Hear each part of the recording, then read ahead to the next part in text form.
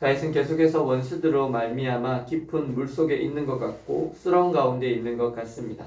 그런 고통과 아픔 속에서 다윗은 크게 두 가지를 기도하고 있습니다. 첫 번째는 주의 구원으로 나를 이 수렁과 같은 곳에서 건져달라고 기도하고 있습니다. 다윗은 주님을 구체적으로 자신의 삶의 구원자로 인정하고 있습니다. 그리고 주님께서 응답하시면 언제든지 자신을 이 깊은 수렁에서 건져주실 수 있다고, 구원해 주실 수 있다고 믿고 있습니다. 그렇습니다. 하나님은 구원의 하나님이십니다. 우리가 어떤 환난 가운데 있건 두려움 가운데 있든지 하나님의 백성인 우리가 믿음으로 간구하며 부르짖을 때 하나님은 친히 우리의 도움이 되시는 하나님이십니다. 신실하신 하나님은 고난 가운데, 고통 가운데 수렁에 빠진 것 같은 주의 백성을 절대로 외면하지 않으십니다. 하나님께서 하나님의 방법으로 반드시 구원해 주십니다. 다윗은 12년 이상 동안 하나님의 구원을 거의 날마다 경험하였습니다. 그런데 다윗의 기도 중에 한 가지 놀라운 것은 그의 기도의 후반부에 저주와 같은 기도를 하고 있다는 것입니다. 오늘 본문 22절부터 읽어보면 그들의 밥상이 올무가 되게 하시며 그들의 평안이 덫이 되게 해달라고 기도하고 있습니다. 그리고 그들의 눈이 어두워서 보지 못하게 하시며 그들의 허리가 항상 떨리게 해달라고 기도합니다. 주님의 분노를 그들 위에 부으시며 주님의 맹렬한 노가 그들에게 미치게 해달라고 간구합니다. 그리고 결국에는 그들을 생명책에서까지 지워달라고 기도합니다. 아니, 다윗은 가장 믿음 있는 사람이 아닙니까? 하나님께서 기뻐하신 사람이 아닙니까? 그런데 어떻게 믿음 있는 다윗이 이렇게 저주스러운 기도를 할 수 있을까요? 하나님께 기도할 때는 선한 말, 좋은 말, 믿음의 말을 해야 하는 것 아닙니까? 어떻게 상대방을 저주하는 듯한 기도를 하고 있는 것일까요?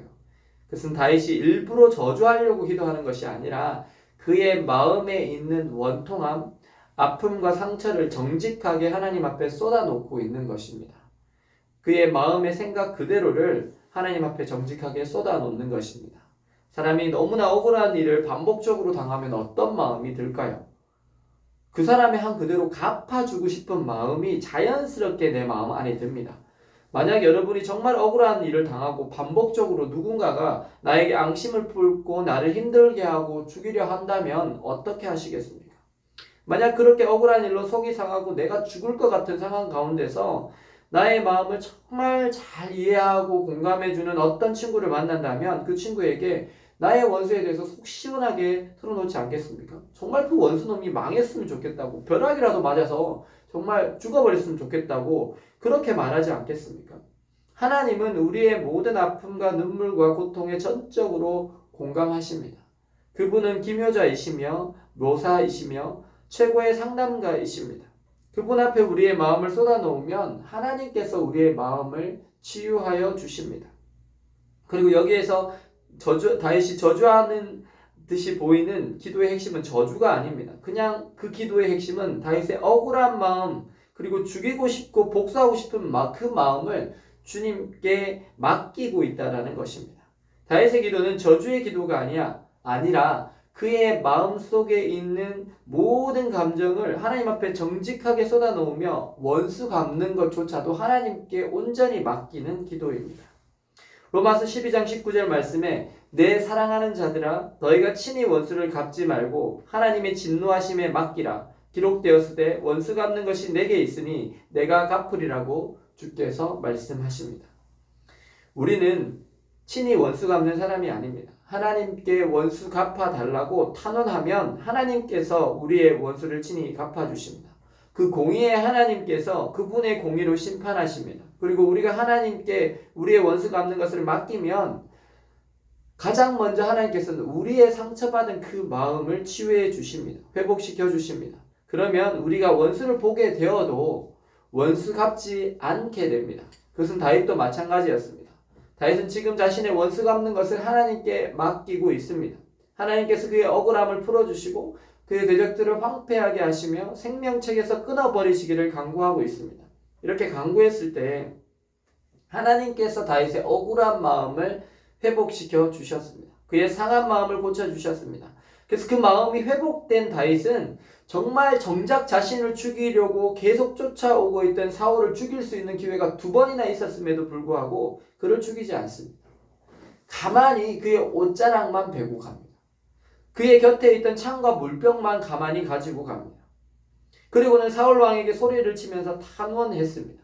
하나님 앞에 정직하게 자신의 억울함을 쏟아놓고 원수 갚는 것을 맡겼을 때 하나님은 우리의 마음을 치유해 주시고 회복시켜 주십니다. 그리고 그 마음이 치유된 사람은 같은 원수를 대할 때 덜 밉게 됩니다.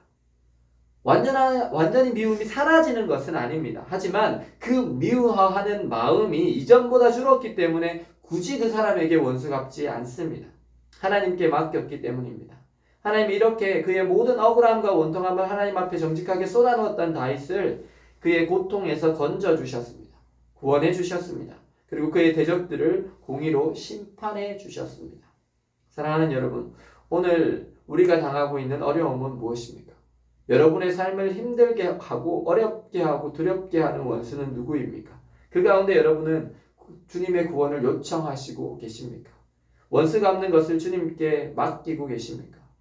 오늘 우리를 사랑하시는 주님께 소론과 같은 그 고난에서 건져달라고 간구하시며 우리의 억울한 감정과 원수 갚는 것들을 온전히 정직하게 주님께 맡기심으로 하나님께서 우리의 구원이 되시며 우리의 마음을 치유하시며 모든 억울한 관계를 치유하시는 그 역사가 여러분의 삶에 일어나기를 예수님의 이름으로 축원합니다. 기도하시겠습니다. 사랑과 은혜의 주님, 저희들의 아픔과 고통 가운데 하나님의 구원을 간구합니다. 주님께서 이 고난과 고통 속에서 우리를 건져주실 줄 믿습니다.